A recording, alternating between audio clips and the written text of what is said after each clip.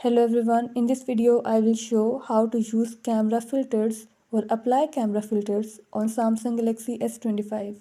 Before starting this video, please press the bell icon or do subscribe this channel. Let's start our video without wasting any time.